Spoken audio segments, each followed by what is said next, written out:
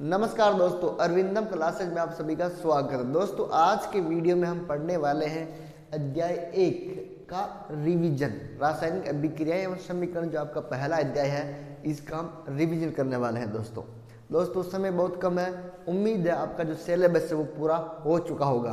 तो दोस्तों मैं यहाँ आपको सभी अध्यायों का रिवीजन करवाने वाला हूं। दोस्तों आज से ही हम शुरू कर रहे हैं पहले अध्याय का रिवीजन। तो दोस्तों सबसे पहले हमको ये समझना पड़ेगा कि पहले अध्याय से कितने अंक के क्वेश्चन आएंगे। तो दोस्तों सबसे पहले यहाँ समझते हैं, पहला अध्याय है जो वो आपका 5 अंक का है।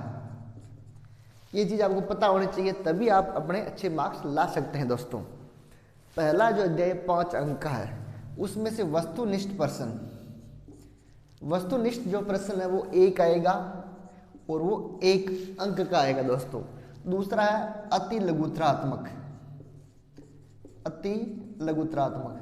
तो दोस्तों अति लघुत्रात्मक भी 1 क्वेश्चन आएगा, 1 नंबर का आएगा।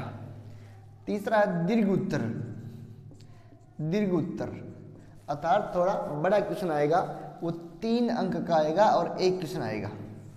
अर्थात आपके जो पहला अध्याय है उसमें से 3 क्वेश्चन आएंगे, वस्तुनिष्ठ, अति लघुत्रात्मक और दीर्घ उत्तर। दीर्घ उत्तर 3 अंक का, ये 1 अंक का, और वस्तुनिष्ठ 1 अंक का। तो दोस्तों सबसे पहले हम जो वस्तुनिष्ठ प्रश्न है अध्याय 1 में से कौन कौन से इंपोर्टेंट वस्तुनिष्ठ प्रश्न बन सकते हैं दोस्तों उस पर चर्चा करेंगे। तो दोस्तों यहाँ मैं आपको 8-10 क्वेश्चन वस्तुनिष्ठ जो क्वेश्चन है वो हल करवाने वाला हूँ। इसमें से आपके एक भी बाहर नहीं जाएगा, ये मेरी गारंटी है। ये 10 क्वेश्चन यदि आप देख लिए वस्तुनिष्ठ क्वेश्चन तो आपका 1 अंक पक्का। चलिए शुरू करते हैं। पहला क्वेश्चन देखिए, निम्न में से भौतिक परिवर्तन का उदाहरण है। दोस्तों तो भौतिक जो परिवर्तन है उसमें नया पदार्थ नहीं बनता है, अपने को जो मूल पदार्थ वो प्राप्त हो जाता है। जबकि जो रासायनिक परिवर्तन है इसमें नया पदार्थ प्राप्त होता है और मूल पदार्थ वापस अपने को प्राप्त नहीं होता है। ये आपने पढ़ चुका होगा। दोस्तों चलिए, अंगूर का किण्वन अर्थात अंगूर का सड़ना, फलों का पकना, जंग लगना। दोस्तों ये तीनों ही रासायनिक परिवर्तन है। जबकि यहाँ हमारा जो क्वेश्चन क्या पूछ रहा है, भौतिक परिवर्तन। तो दोस्तों हमारा जो भौतिक परिवर्तन है वो है जल का बर्फ में बदलना। तो जल का बर्फ में बदलना एक भौतिक परिवर्तन है, क्योंकि जो बर्फ है वो वापस पिघलकर जल बन सकती है। तो यहाँ अपने को वापस मूल पदार्थ प्राप्त हो सकता है। जबकि यहाँ अंगूर का किण्वन, फलों का पकना, जंग लगना, यहाँ अपने को जो मूल पदार्थ वो प्राप्त नहीं हो सकता है। तो ये तीनों ही रासायनिक परिवर्तन के उदाहरण हैं। दोस्तों चलिए नेक्स्ट क्वेश्चन, संगमरमर का रासायनिक सूत्र है।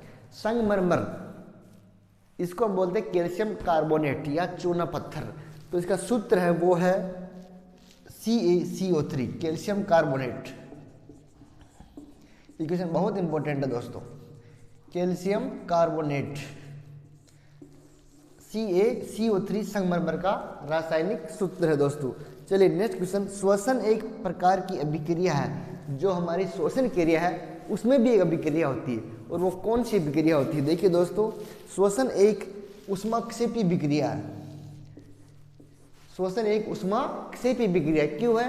क्योंकि श्वसन में ऊष्मा का उत्सर्जन होता है, और जिसमें ऊष्मा का उत्सर्जन होता है उसे हम ऊष्माक्षेपी अभिक्रिया कहते हैं। चलिए दोस्तों अब हम चलते हैं हमारे नेक्स्ट क्वेश्चन की ओर।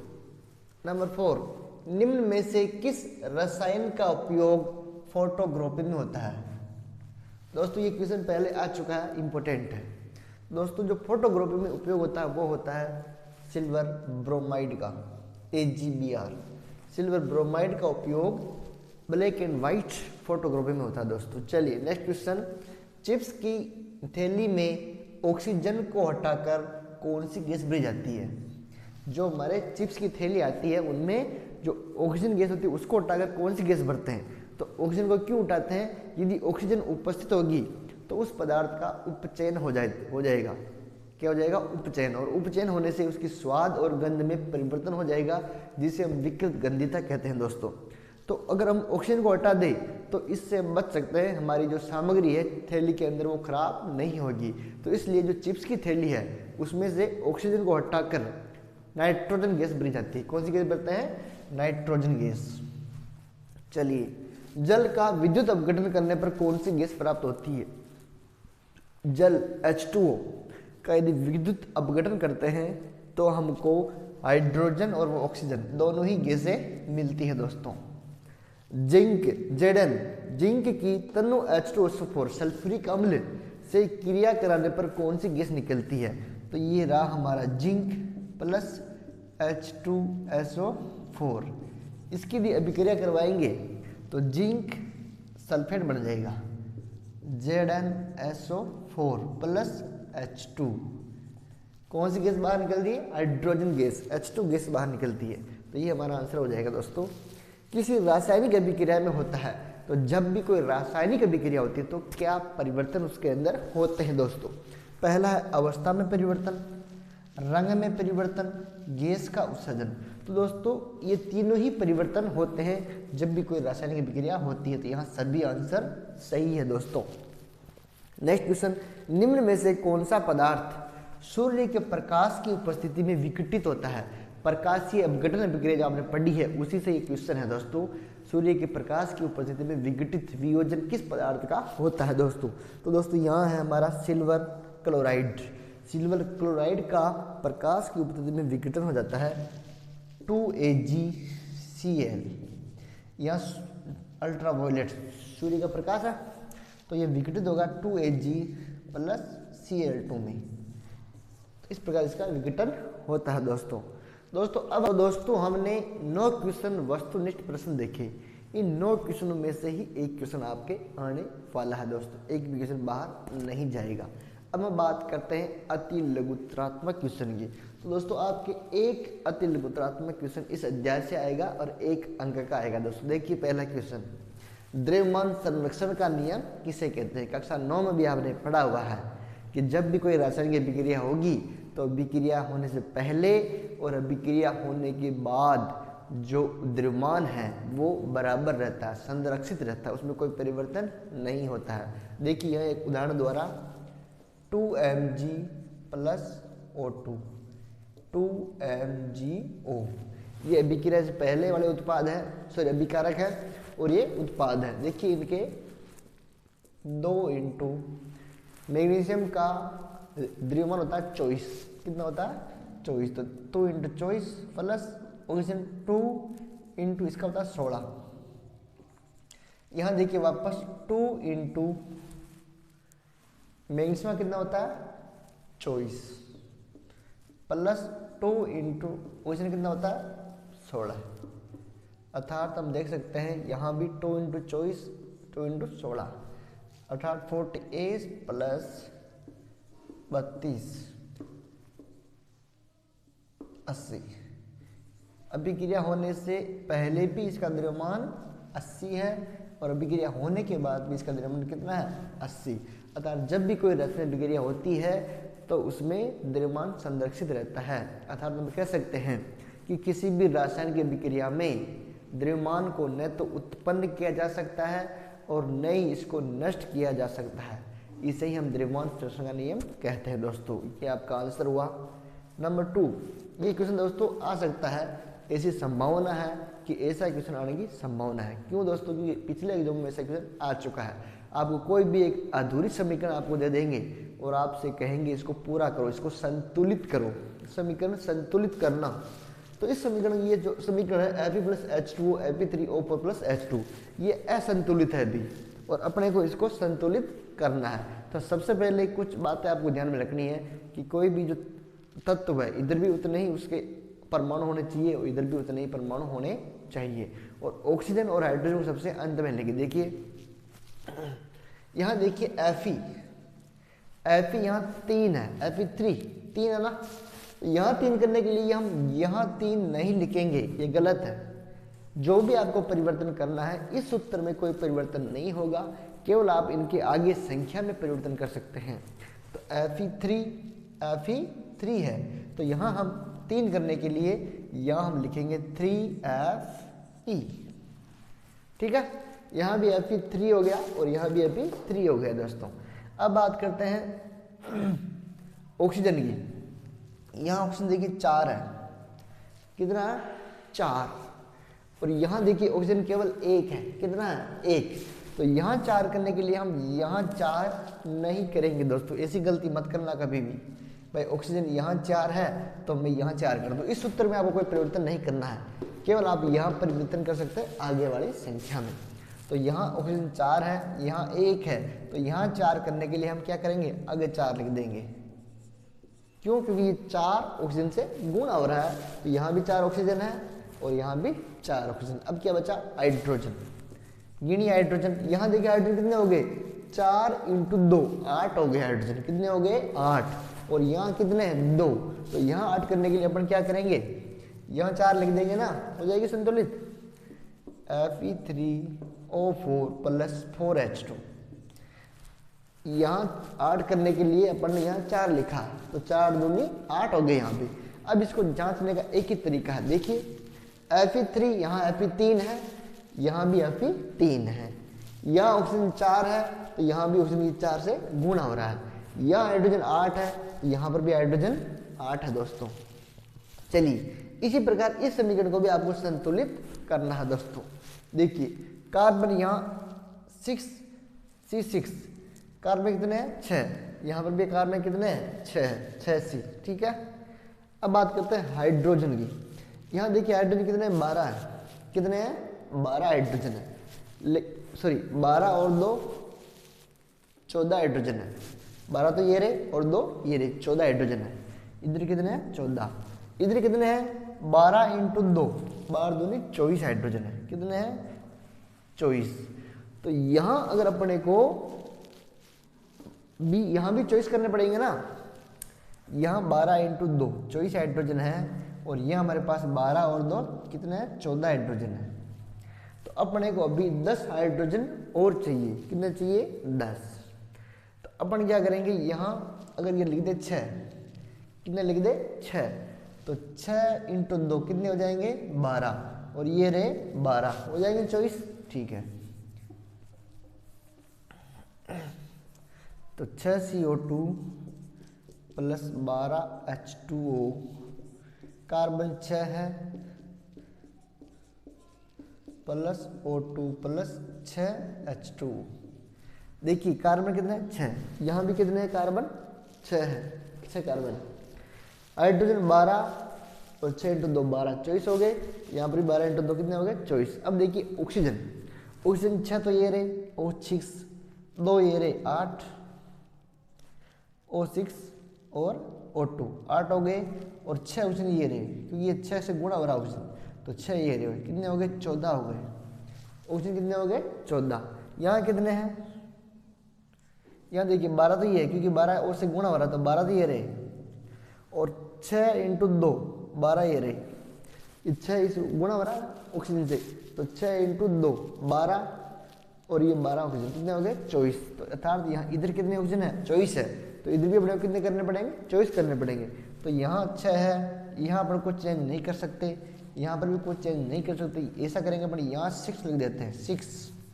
तो देखिए क्या होगा, 6 ये रहे और 6 प्लस 6 × 2 12 ये रहे, प्लस 6 ऑक्सीजन ये रहे, कितने हो गए 12 और 6 18 और 6 24, 24 हो गए। यहाँ देखो 12 तो ये रहे और 12 ये रहे, 24 हो गया, अर्थात यहाँ पर भी ऑक्सीजन कितने हो गए 24। तो इस प्रकार हमारी समीकरण संतुलित हो गई। और ये जो समीकरण है वो आपको याद रखनी है, क्योंकि ये प्रकाश संश्लेषण की समीकरण है, प्रकाश संश्लेषण अभिक्रिया, प्रकाश संश्लेषण अभिक्रिया की जो ये समीकरण है वो आपको याद रखनी है दोस्तों। 6CO2 12H2, C6H बराबर O6, 6O2 6H2।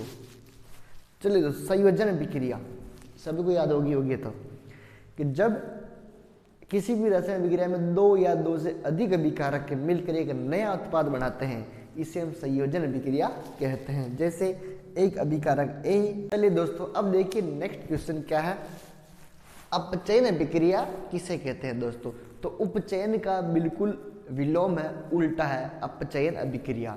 तो उपचयन में क्या हो रहा था, ऑक्सीजन का योग हो रहा था, लेकिन जो अपचयन अभिक्रिया है यहाँ ऑक्सीजन बाहर निकलेगी, अर्थात ऑक्सीजन का निष्कासन होगा दोस्तों। देखिए ऑक्सीजन का निष्कासन, निष्कासन। ठीक है, कैसे होगा देखिए, एक उदाहरण देखिए, CuO+H2।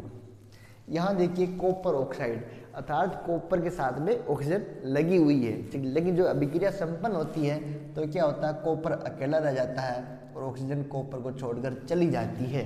अर्थात हम कह सकते हैं कि जो कॉपर ऑक्साइड है इससे कॉपर से ऑक्सीजन बाहर निकली है, अर्थात यहाँ से ऑक्सीजन का निष्कासन हुआ है,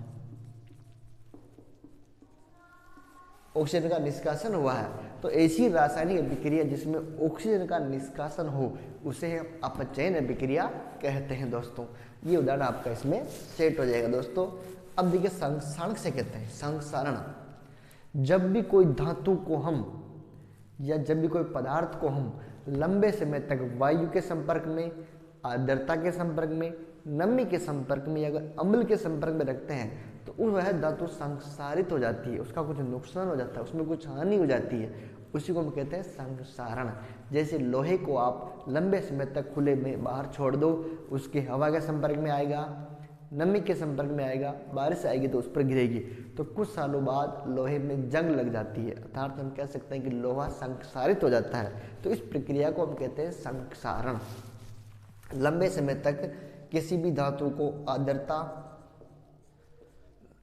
आर्द्रता, नमी, वायु, अम्ल के संपर्क में रखने पर वह संसारित हो जाती है, इसे हम कहते हैं संसारण। ठीक है, अर्थात किसी भी धातु या पदार्थ को लंबे समय तक आर्द्रता, नमी, वायु और अम्ल के संपर्क में रखने पर वह संसारित हो जाती है, इसे हम संसारण कहते हैं। उदाहरण, लोहे में जंग लगना, चांदी पर काली परत। जो चांदी है उसको आप लंबे समय तक बाहर रखते हैं हवा नमी के संपर्क में, तो उस पर एक काली परत चढ़ जाती है। और तांबा होता है, तांबे पर कौन सी परत आती है, हरी परत, तांबे पर हरी परत आ जाती है। तो ये एक संसारण के उदाहरण है दोस्तों। चलिए नेक्स्ट क्वेश्चन, विकृत गंधिता। दोस्तों आपने देखा होगा जब हम बाजार से नमकीन लाते हैं तो आप कभी कभी ऐसा करना, जो नमकीन की थैली है उसको आप खोल कर छोड़ देना, 1 महीने तक आप उसको देखना है मत। तो 1 महीने बाद यदि आप उसको खाते हैं तो उसका गंध और उसके स्वाद में परिवर्तन आ जाता है।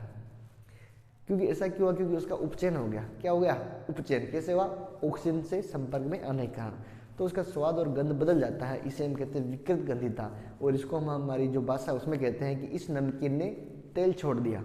हमारे गांव की भाषा में कहते हैं तेल छोड़ना, अर्थात जो नमकीन है वो तेल छोड़ देती है। तो तेल कब छोड़ती है, जब उसका उपचयन हो जाता है, अर्थात विकृत गंधिता। हाँ देखिए, जब किसी तेलीय व वसायुक्त पदार्थों को लंबे समय तक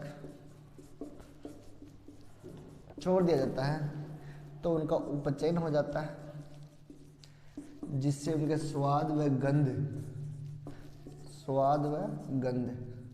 बिगड़ जाता है, उसे हम कहते हैं विकृत गंधिता। अर्थात तेलीय व वसायुक्त पदार्थों को लंबे समय तक रखने पर उनका उपचयन हो जाता है। क्या हो जाता है, उपचयन, जिसके कारण उनका स्वाद और गंध बदल जाते हैं, इसे हम कहते हैं विकृत गंधिता। बहुत ही इंपॉर्टेंट क्वेश्चन है दोस्तों।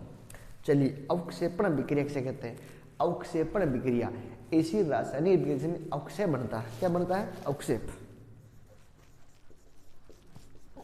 बनता है। अवक्षेप क्या है, जो जल में अघुलनशील, ऐसा पदार्थ जो जल में अविलेयी है। ठीक है, तो अवक्षेपण अभिक्रिया किसे कहते हैं, ऐसी रासायनिक अभिक्रिया जिसमें अवक्षेप बनता है। क्या बनता है, अवक्षेप। और अवक्षेप क्या है, जल में अविलेय, जो पदार्थ जल में अविलेय है उसे अवक्षेप कहते हैं। और जिस रासायनिक अभिक्रिया में अवक्षेप बनता है उसे हम क्या कहेंगे, अवक्षेपण अभिक्रिया, जो जल में अविलेय होता है। कौन होता है, अवक्षेप। ठीक है दोस्तों, ये 9 क्वेश्चन है। ये 9 क्वेश्चन यदि आपने देख लिए तो आपका अति लघुत्रात्मक क्वेश्चन 1 अंक का जो आता है आपके गलत नहीं होगा। अब हम पढ़ेंगे दीर्घ उत्तर 3 अंक का क्वेश्चन आएगा दोस्तों, ध्यान से देखिए, वीडियो को अंत तक देखिए। दीर्घ उत्तर एक क्वेश्चन आएगा 3 अंक का आएगा दोस्तों। तो ये 4 क्वेश्चन है, तो इन चारों में से आपके एक दीर्घ उत्तर का जो क्वेश्चन आता है वो मिल जाएगा दोस्तों। चलिए शुरू करते हैं। पहला क्वेश्चन है, विस्थापन व द्विविस्थापन में अंतर लिखो। विस्थापन अभिक्रिया और द्विविस्थापन अभिक्रिया में आपको अंतर लिखना है दोस्तों। देखिए यहाँ लिखेंगे हम विस्थापन अभिक्रिया, विस्थापन अभिक्रिया, इधर लिखेंगे अपन द्विविस्थापन अभिक्रिया।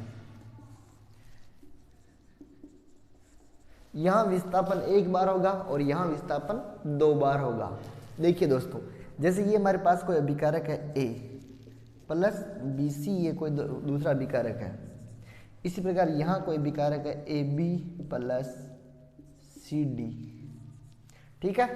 एक अभिकारक A, दूसरा अभिकारक BC है, एक अभिकारक AB, दूसरा अभिकारक CD। तो दोस्तों यहाँ क्या होता है, इस अभिकारक का जो तत्व है ये वाला, ये क्या करता है, इस दूसरे अभिकारक के एक तत्व को विस्थापित कर देता है और स्वयं का विलयन बना लेता है। अर्थात यहाँ दोस्तों जो A है ये B को अपने स्थान से हटा देगा, B को विस्थापित कर देगा और खुद का विलयन AC बना देगा, AC प्लस B। दोस्तों देखिए यहाँ अभिकारक A ने अभिकारक जो दूसरा है उसके B तत्व को हटाकर स्वयं का विलयन AC बना लिया है और B को यहाँ से बाहर निकाल दिया दोस्तों। तो हम कह सकते हैं कि AC रासायनिक अभिक्रिया, AC रासायनिक अभिक्रिया जिसमें एक अभिकारक दूसरे अभिकारक के एक तत्व को उसके विलयन से विस्थापित कर देता है, विस्थापित कर देता है और स्वयं का विलयन बना लेता है, इसे हम कहते हैं विस्थापन अभिक्रिया। दोस्तों वापस देखिए, AC रासायनिक अभिक्रिया जिसमें एक अभिकारक दूसरे अभिकारक के एक तत्व को उसके विलयन से विस्थापित कर देता है, विस्थापित कर देता है और स्वयं का विलयन बना लेता है, इसे हम कहते हैं विस्थापन अभिक्रिया। इसको एक उदाहरण से समझिए दोस्तों।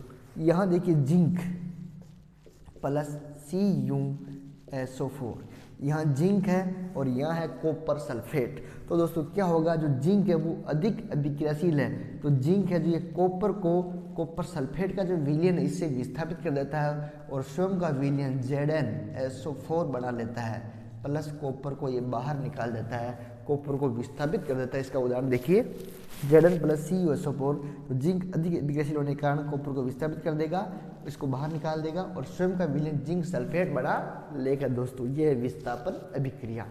अब देखिए द्विविस्थापन, दोहरा विस्थापन होगा यहाँ। तो दोस्तों क्या होता है, ये जो अभिकारक है और ये अभिकारक है, 2 अभिकारक है, तो इस अभिकारक का ये तत्व इस अभिकारक के इस तत्व को विस्थापित कर देता है दोस्तों, और इस अभिकारक का जो तत्व है वो इसको विस्थापित कर देता है एक को, अतः C विस्थापित करेगा, सॉरी A विस्थापित करेगा C को और C विस्थापित करेगा एक को, अतः दोनों विकारों के तत्व आपस में एक दूसरे द्वारा विस्थापित हो जाते हैं। ये इसको कर रहा है, ये इसको कर रहा है, विस्थापित, दोनों विस्थापित, दोनों विस्थापित। तो हम कह सकते हैं कि AC रासायनिक अभिक्रिया, AC रासायनिक अभिक्रिया जिसमें दोनों विकारों के तत्व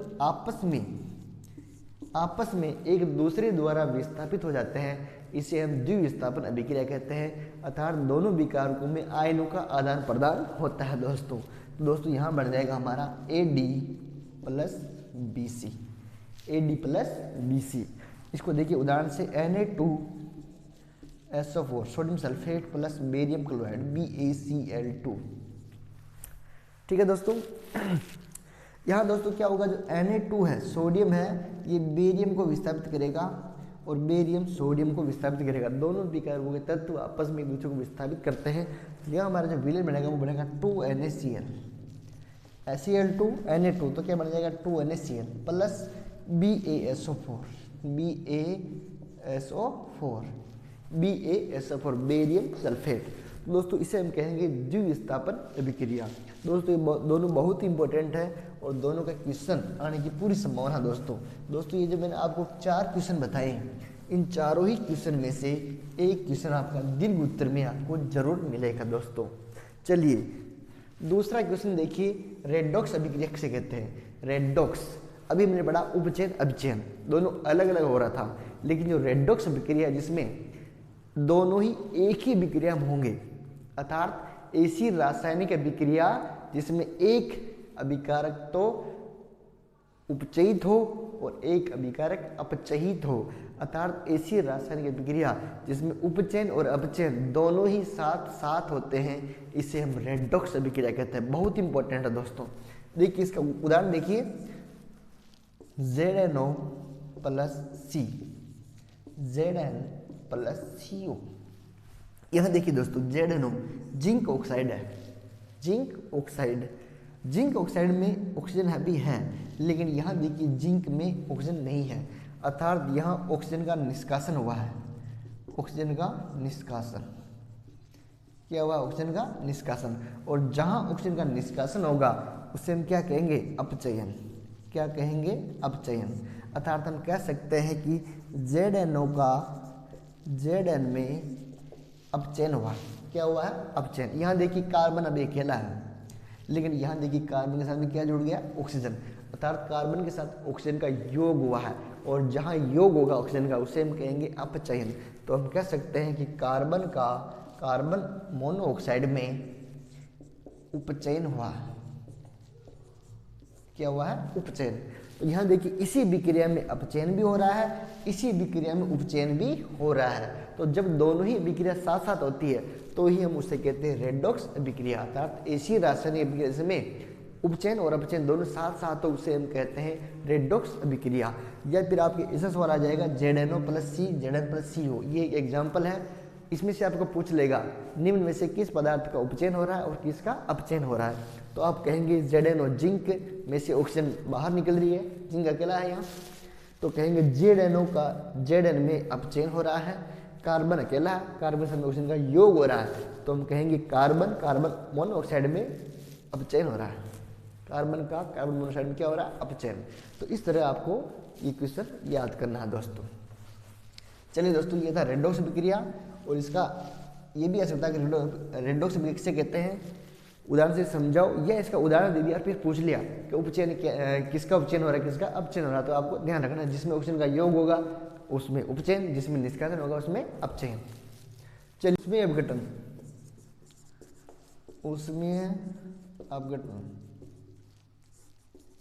ऐसी रासायनिक अभिक्रिया जिसमें अभिकारक को ऊष्मा देने पर वह अपघटित हो जाता है, उससे हम कहते हैं अब उसमें अपघटन। जैसे CaCO3 कैल्शियम कार्बोनेट, इसको अपन ने ऊष्मा दी तो इसका अपघटन हो जाएगा CaO प्लस CO2 में। ठीक है दोस्तों, ये उसमें अपघटन का उदाहरण। इस अभिकारक को अपन ने ऊष्मा दी तो इसका अपघटन हो गया CaO प्लस CO2 में।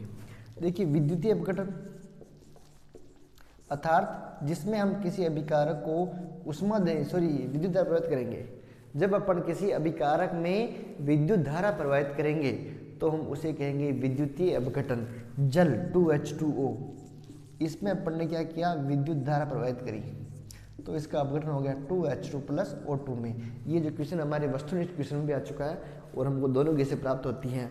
तो जो जल है उसमें विद्युत धारा प्रवाहित करने पर उसका अपघटन इस प्रकार हो जाता है। तीसरा है प्रकाशीय अपघटन। प्रकाशीय अपघटन, तो प्रकाशीय अपघटन में क्या होता है, अभिकारक सूर्य का प्रकाश प्राप्त कर वो अपघटित हो जाता है।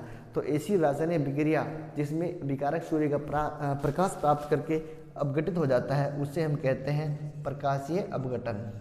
ये है हमारा सिल्वर क्लोराइड, और इसको सूर्य का प्रकाश मिलते ही ये 2Ag प्लस Cl2 में अपघटित हो गया। इसी प्रकार हमारा 2AgBr सिल्वर ब्रोमाइड, इसको भी सूर्य का प्रकाश मिलते ही यह अपघटित हो जाता है 2Ag प्लस Br2 में दोस्तों। इस प्रकार ये हमारी जो प्रकाशीय अपघटन अभिक्रिया होती है। एक होता है तापीय अपघटन। तापीय अपघटन में क्या होता है, किसी अभिकारक को ताप देने पर उसका अपघटन हो जाता है। जैसे हमारा ये है कॉपर ऑक्साइड, इसको अपने ताप दिया तो ये हमारा 2Cu प्लस O2 में अपघटित हो गया। तो ताप देने पर जो अपघटन हुआ उसे तापीय अपघटन कहते हैं दोस्तों। देखिए नेक्स्ट क्वेश्चन जो बहुत इंपॉर्टेंट है, 2-3 साल पहले ये बोर्ड में आया हुआ है दोस्तों, बहुत इंपॉर्टेंट है, इसको आप समझिए जरा। क्या होता है जब बिना बुझे चूने में जल मिलाते हैं, तो बिना बुझा हुआ चूना है उसमें क्या मिलाना है, जल। बिना बुझा चूना उसमें क्या मिलाना है, जल। तो दोस्तों जो बिना बुझा हुआ चूना उसका सूत्र होता है CaO, कैल्शियम ऑक्साइड प्लस क्या मिलाना है, जल H2O। तो जल मिलाते हैं तो हमें सूत्र प्राप्त होता है CaOH2 और ये है बुझा हुआ चूना, बुझा हुआ चूना। ठीक है दोस्तों, बिना बुझे हुए चूने में क्या मिलाना है, जल। तो क्या होता है, हम लोग को मिलता है बुझा हुआ चूना CaO, बिना बुझा हुआ चूना, जल H2O, तो हमें मिला उत्पाद CaOH2। अब इसमें क्या कर रहा है, फिर इसमें CO2 गैस प्रवाहित करते हैं। जो हमको ये मिला है बुझा हुआ चूना CaOH2, इसमें अपने को कौन सी गैस प्रवाहित करनी है, कार्बन डाइऑक्साइड। तो दोस्तों यहाँ हमारा जो बनेगा CaCO3, कैल्शियम कार्बोनेट प्लस जल, कैल्शियम कार्बोनेट हमको प्राप्त होता है दोस्तों, जो अपने संगमरमर का सूत्र भी है दोस्तों। तो इस प्रकार की क्वेश्चन बहुत ही इंपॉर्टेंट है दोस्तों।